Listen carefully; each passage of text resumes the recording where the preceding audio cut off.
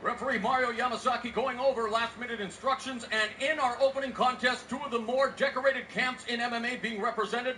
Joe Villasenor out of the Team Jackson Mixed Martial Arts Gym in Albuquerque, New Mexico, while Ryan Jensen is representing Team Quest from Portland, Oregon. We are set for 3 5-minute rounds. Strikeforce's Ryan Jensen versus Elite XC Smokin' Joe Villasenor. The match is underway. Villasenor paid a lot of respect to Jensen, and he said he had a bully-type style. Of course, Villasenor, also known to being a bully inside the cage, likes to press the action, likes to be aggressive.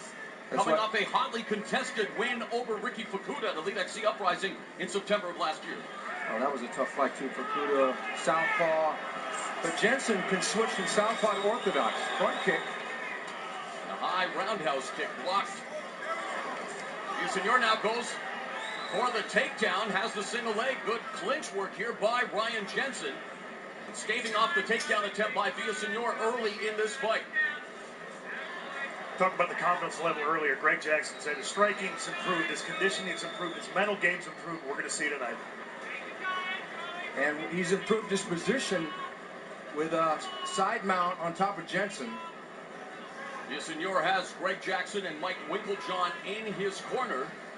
They are screaming out instructions, asking him to take his time, be patient, still very early on in the battle. Good job by Jensen to get him to half butterfly, now into the closed guard. So Villasenor's advantage for the time being has been nullified. It was a bit of a capitulation for Villasenor to give up that side mount position, which is a great position to have up against the fence, especially for strikes like elbows. A minute and a half gone in this opening round. Villasenor wide base. Jensen pinned up along the fence. Villasenor now working the body with his right hand. Jensen is very comfortable in this position, and he's going to be sliding his hips to the side and trying for some kind of a submission. He's got to be careful. He can use his hand to push off the fence, can't grab onto the fence, however. Villasenor's got to be very careful in this situation with Jensen. See Jensen working, attempting at that high guard, holding on. What do you think Jensen should be doing a better job here to try to sweep or reverse the position you can see at this time? Well, I don't think he's worried about reversing position. I think he's worried about getting his legs up and around Joey Villasenor's neck. Well, the first thing he needs to do is push away from that cage. Definitely, and was now Villasenor busy peppering his body. Not a lot of give and take here, actually. They've been in this position for about a minute. Villasenor unable to improve his position, and really a very defensive guard from Ryan Jensen. The onus of action isn't just on Jensen, it's also on Villasenor. Villasenor's got to get busy with strikes. Posture up. Yeah, definitely has to posture. He's been very close here and busy working the body, but not much else in the Fans here at the HP Pavilion, a hotbed for mixed martial arts, getting a little restless. They'd like to see a little more action here with 3 minutes now gone in the opening round. You think Villasenor is putting a lot of respect on the Jensen submission game by not standing up in that, get the distance. Well, there now he stands up, and I think this is where Villasenor has to be in his element there. Kneeing away at Jensen now. A couple of knees to the head before he went down to the canvas. We have blood, John. Bill, I was thinking that exact same thing about the respect factor from Villasenor of the guard of Jensen. But once they stood up, Villasenor landed that good knee. When you take a look at Villasenor's resume, out of his 24 wins, he's had 10 KOs, 10 submissions, very well-rounded, and I think his ground game may tend to be a little underrated at times because he is known predominantly as a stand-up fighter. Well, he was conservative for sure when they were on the floor, but now he's not being conservative because after he landed that knee, and there's beautiful. Villasenor tags Jensen. Jensen pops back up to his feet, but is in trouble, and the desperate Jensen now fights back. And turns the tide immediately. Good job by Ryan Jensen to regain his faculties immediately and bring the thunder to Smokin' Joe Villasenor. A furious pace here in the final minute that has the crowd now cheering both competitors. I think Jensen just got emotional once he got rocked by that punch. And he got emotional as in angry. And Villasenor tags Jensen again with the left hand. Jensen comes back with a combination of his own, so they have definitely picked up the pace. Low cut kick, another cut kick to the lead leg by Ryan Jensen. That first low kick appeared to hurt Joe. And a right hand! And he's out. Goes Jensen! What a shot by Villasenor! That had turned into a really great fight, but boy, he really took care of business with that right hand. It turned into a great fight that led to a fantastic finish.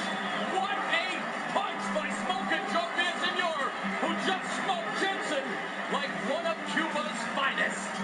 Nice, Morrow. Jensen made it a great fight, though. He got up and he got busy, but he walked right into that right hand.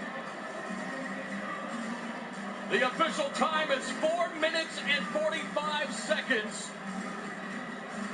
We talked about Villasenor being a little conservative in Jensen's guard, and I think both you and Bill were right in stating that maybe he had a little too much respect for Jensen's guard, but boy, in the stand-up, Villasenor proved to be the effective one. What was interesting, Morrow, is that once they stood back up, nobody went for a takedown. They just said, we're going to end things right here standing. And that's exactly what happened.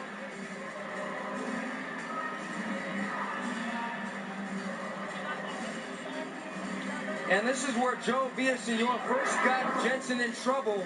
And it was with the left hand. It was ducking out of it, caught him, and it almost knocked him out right there. But Jensen was very tough in escaping harm's way up against the fence. Villasenor swinging for the rafters right there. But he knew that Jensen was still tough. Jensen just jumped right back in his face. And I'm telling you, right down, he ducks down. It's a left jab. And bam, right on the jaw. And that was it. Jensen was out. That was a beautiful shot set up off a double jab. Villasenor waited in the trenches with his M16 and then blasted away at that huge shell right upside the chin. He just jumped right in to save Jensen from more damage.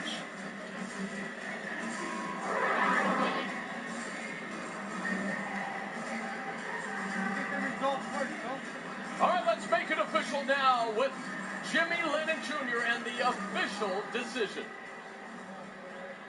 Ladies and gentlemen, we have the time of 4 minutes, 45 seconds in round number 1. He is the winner by way of knockout, Smokin' Joe Villasenor.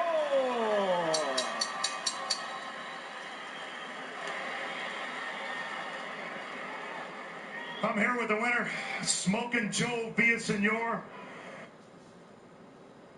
The former King of Pancrase, the former UFC middleweight title holder, and the current Strikeforce middleweight champion from San Jose, California, introducing Frank the Legend Shamrock.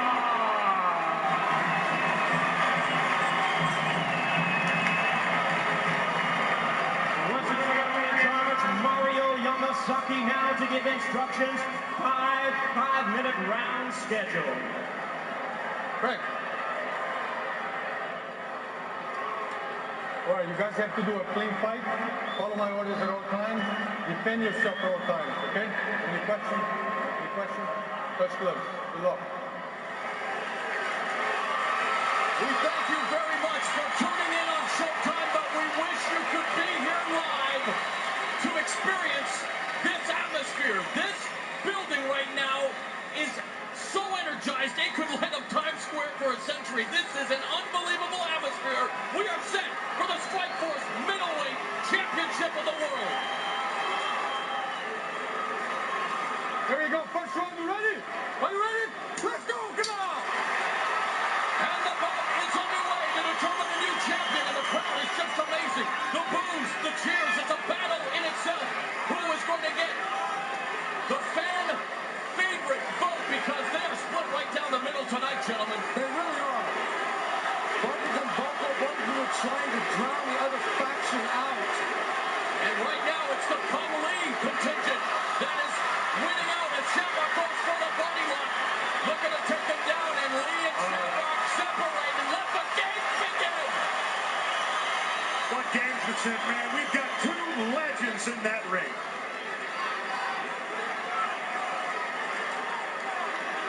So far, Shamrock staying true to his word, wanting to beat Kung Lee in his own game. Lee saying that he had a few kicks up his sleeve as he looked to disguise some of his legendary kicking techniques. He just jacked Shamrock's jaw.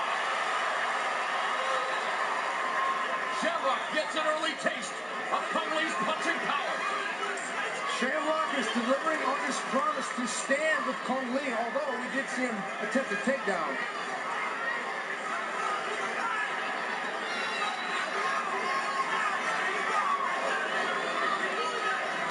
Frank's got a welt on the right side of his face already.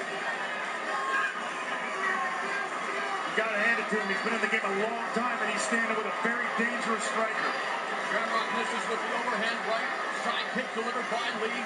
There's a pressing kick right there. And Steven, when it comes to Kung Lee's game plan, it really isn't a secret. He is going to come out and try to befuddle Shamrock with his unorthodox kicks. He really is. The kick that's going to be the biggest problem is his right side kick.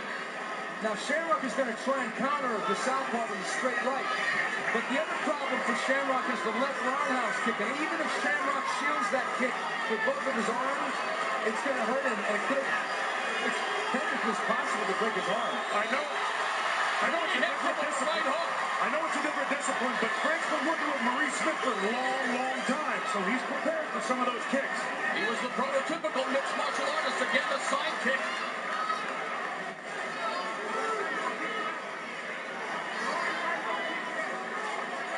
We have reached the midway point of round number one. Let's touch on cardio, guys. Nice kick by Lee.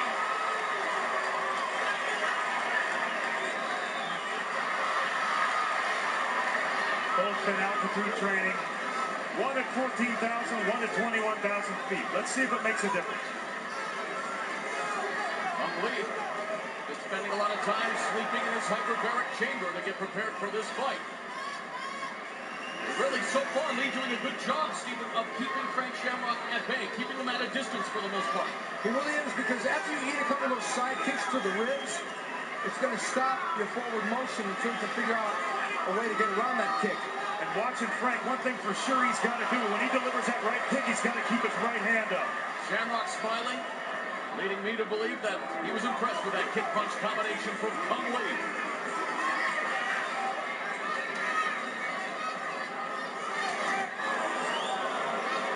Axe kick, a spinning back kick, and Shamrock goes to work on Lee, pinning him up along the fence, looking for the guillotine, delivers him to separate one more time. Shamrock backs right away. He wants to keep this standing. He wants to prove his point. And say what you will about Frank Shamrock's ability to sell a fight. We are seeing here in round one, these two natives of San Jose, California, definitely respect one another and what they bring to the cage. Well, they're delivering because they're both landing. And there you see a sign of that respect. Thumbs up from Shamrock. Final minute. each other, what game. These guys are true professionals. The left side of Kong's body is starting to redden up from those right roundhouse kicks thrown by Shamrock.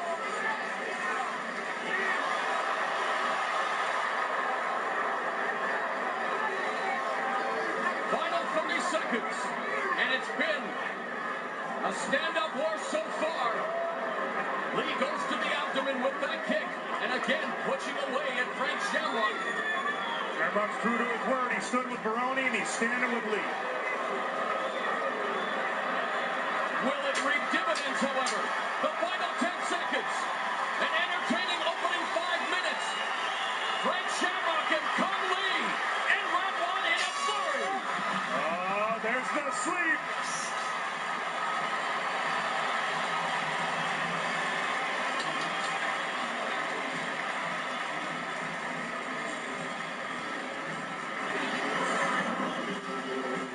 Lee started with a flurry here, kicking and punching, and caught Frank with a really good right hook. Right on the side of the jaw, but Frank just shook it off. And here's a shot from the cage cam from the referee. We see Kong coming in, swatting away, catching Frank with a good left roundhouse kick to the body. And Shamrock didn't want to leave the round without landing his own shots. Ducks under the spinning heel kick and jumps on Kong Lee, throws him down, tries for a guillotine. Kong Lee pops out, and then they were back to standing and smirking at each other again.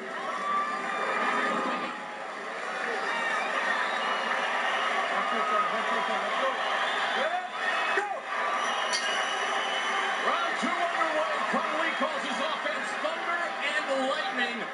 Frank Shamrock, the legend, just wants to take it to the challenger here tonight. And so far, so good. A very competitive matchup. Living up to the hype, the Battle of San Jose. Shamrock keeps talking about him wanting to be king of San Jose. Well, Lee's response was that Shamrock wants to be king. Flying out after that kick. Wow! He got caught by a right roundhouse kick. His mouthpiece went flying out. Obviously didn't have that much power. But it was a snapping kick, so the thumb shield flew. Frank is trying to time that right side kick with his straight right hand. And I'll finish that. Shamrock wants to be the king. Lee said he'd be the gatekeeper to let him in San Jose. The psychological mind games that are being played right now are very impressive to watch. The facial reactions. Kong had his own mind games because he said that Frank was really proud of his boxing and would like to stand with him, but then when that didn't work, he'd try and take him down, and then when that didn't work, he'd try and pull guard. And it's interesting, you know, Shamrock having to contend with the unorthodox kicks. Everything is unorthodox about Lee. A southpaw. And still, I think that he's done a pretty good job of keeping Shamrock at bay. He has. And tags him with that straight left. But Kong Lee has never seen the distance before. And those right body kicks that Shamrock keeps landing are going to make a big difference when this goes into the 3rd, 4th, or 5th round. Chance of Kong Lee winning through. The HP Pavilion catches a kick, plows Shamrock to the ground. Shamrock asks, okay, you want to come down to my room? No? All right, we'll get back to yours.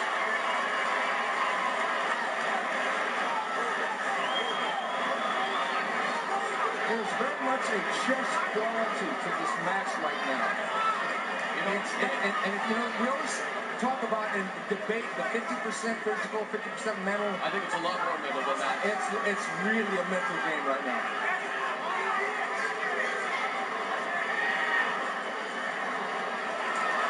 He comes back with a couple of right hands.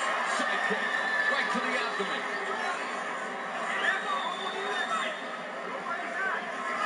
Frank continues to walk him down. He's got to be careful to walk into the side kick. Walks into the kick. Nice cut kick by Lee. Lee gets hit with a counter right. Now let's touch on Shamrock's bad knee. Doesn't look like it's any worse for the wear right now. Well, fortunately, Kong Lee hasn't touched on it with a kick. Shamrock claims he does not have an ACL. So far, so good. Body kick by Lee. One for one. This second round is taking almost sparring quality. I know they sparred previously years ago, but that was a good right side kick. Quadros, what does Shamrock have to do to make sure he doesn't get hit by Lee? That was a good right hook. In answering your question, Bill, he's got to try and redirect or step to the side. And you know, so far, we saw it in the Tony Frickman fight as well. Probably able to score, but it seems like he doesn't have the knockout power. Even though he stops all five of his opponents via KO, the fights that we've seen him in, even a vicious right hand like that, it didn't really rock Shamrock that much. Yeah, that has been the knock. And if there would be proof of that, it was that shot, because it caught Frank pretty clean. Frank wobbled a little bit, but then it just, it didn't really daze him. Frank was hit by Flanaki and Boss Root also. What are the effects of that kick, Stephen? When he continues to deliver to the abdomen, what is his intention? Well, that kick eventually is going to cause problems. It's not going to be the kind of kick like a roundhouse kick, which goes around to the liver or the kidney. The side kick, you got to be really careful it doesn't crack the rib. It's doing more point scoring here. I believe that Kong Lee doesn't really mind taking this fight into a decision because he respects Frank a lot, and he knows if he just sits in the pocket and trades with him, although Kong has been very punching style. The chess match for the Strikeforce middleweight title will go to round 3, Shamrock versus Lee in San Jose.